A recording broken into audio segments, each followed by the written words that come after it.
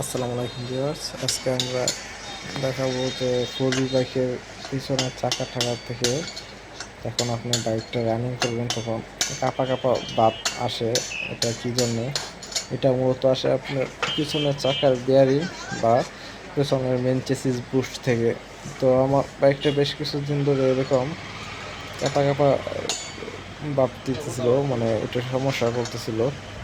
গাড়িটা টান দিলে কিংবা পিছনে একটা পিলিয়ন নিয়ে বসলে তো বাইকটা একটু কাঁপা কাঁপা ভাব দিত, মানে একটা ভাইব্রেশন আসতো পিছন থেকে।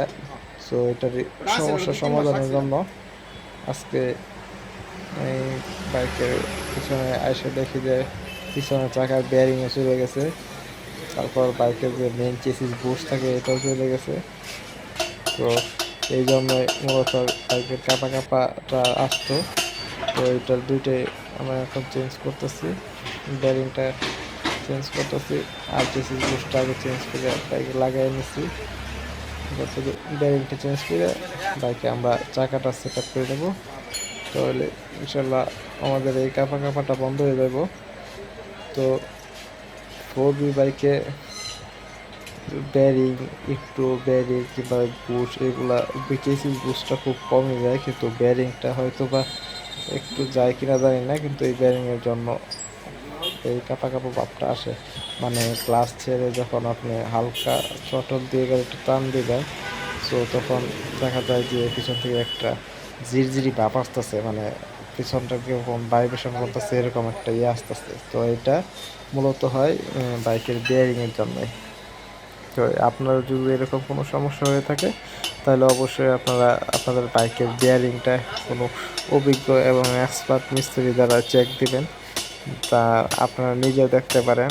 আপনার বাইকটা ডাবল স্ট্যান্ড করে মেন স্ট্যান্ডে দাঁড় করে তো এটারে একটু হাত দিয়ে নাড়াচাড়া করে দেখতে পারেন যে তাতে কোনো সমস্যা আছে কি না, যে আপনার বাইকের চাকার বেয়ারিং বা চেসিস বুশ কিংবা ওরকম বড় ধরনের কোনো প্রবলেম আছে কি না, এটা আপনারা দেখে বুঝতে পারেন। আর আমি যেটা মনে করি যে আপনার বাইকের টুকটাক যদি তেমন কোনো কাজ থাকে তাহলে অল্প থেকে কাজ করানো ভালো, কারণ এই ছোটোখাটো কাজ থেকে বড় দুর্ঘটনা ঘটার সম্ভাবনা থাকে অনেক সময়।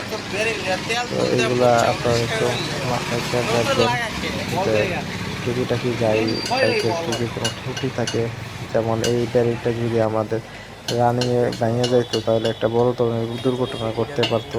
ব্যারিংটা ভেঙে গেলে হয়তো বা আমাদের চাকাটা আটকে যেতে পারতো, বাইকে আটকে গেলে হয়তো একটা বড় দুর্ঘটনা হইতো, কিংবা ইত্যাদি ইত্যাদি দুর্ঘটনা হয়ে থাকে।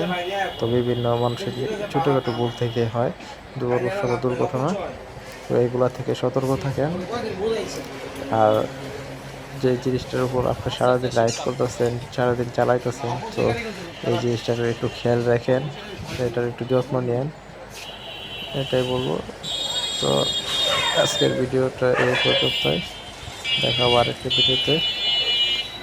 সবাই ভালো থাকবেন। আসসালামু আলাইকুম।